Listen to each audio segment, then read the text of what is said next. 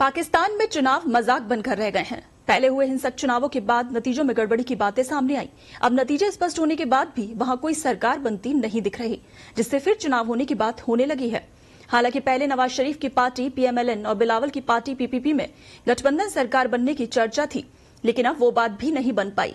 पाकिस्तान में सरकार बनाने की कवायद में दो सबसे बड़े दलों पीएमएलएन और पीपीपी की बैठक से पहले बिलावल भुट्टो जरदारी ने साफ कर दिया है कि उन्होंने सरकार के नेतृत्व में साझेदारी के प्रस्ताव को खारिज कर दिया। इसका कारण यह है कि पीपीपी को सरकार बनाने का जनादेश नहीं मिला है।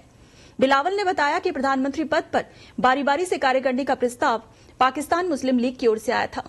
बीते 10 दिनों में औपचारिक और अनौपचारिक तौर पर दोनों पार्टियों के नेता 4 बार साथ बैठकर सरकार बनाने की संभावना पर विचार कर चुके हैं, लेकिन दोनों दलों के बीच कई महत्वपूर्ण बिंदुओं पर सहमति नहीं बन पाई है। वार्ता में शामिल पीएमएलएन के वरिष्ठ सांसद इशाक डार ने इसकी पुष्टि की। बताया गया कि पीपीपी राष्ट्रपति पद के साथ ही संसद के दोनों सदनों के प्रमुखों के पद भी चाहती है। इसके अतिरिक्त पार्टी पंजाब प्रांत की सत्ता में साझेदारी चाहती है, जहां पर उसके केवल 10 विधायक जीत कर आए हैं। पीपीपी बलूचिस्तान में प्रांतीय सरकार के गठन में पीएमएलएन का समर्थन भी चाहती है।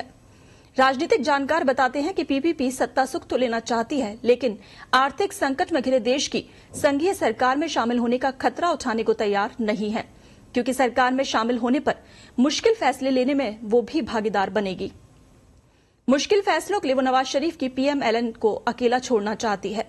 पीएमएलएन ने प्रधानमंत्री पद के लिए शहबाज शरीफ का नाम घोषित कर रखा है।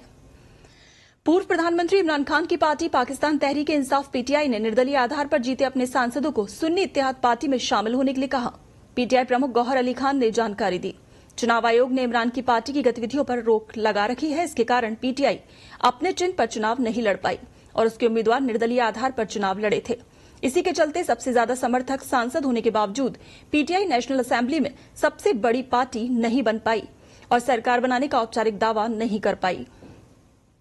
इसी के बाद पीटीआई ने छोटे दल के साथ समझौता कर अपने सांसदों को उसकी सदस्यता दिलवाने का निर्णय लिया है। पीटीआई नेशनल असेंबली में विपक्ष में बैठने का फैसला पहले ही कर चुकी है।